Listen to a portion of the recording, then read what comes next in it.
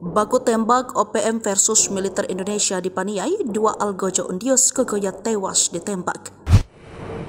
Undios Kogoya Panglima Tinggi OPM wilayah Paniai sedang berada. Sosok yang kerap bikin teror di Paniai itu kehilangan dua orang andalannya di waktu berdekatan. Terbaru Undios kehilangan sosok bernama Basoka Lavia. Kepala Operasi Damai Kartens Brigjen Faisal Ramtari mengatakan, Basoka dikejar saat keberadaannya diketahui di Kampung Topo, Distrik UAP, Nabire, Papua Tengah pada Minggu 7 Juli sekitar pukul 5:55 menit.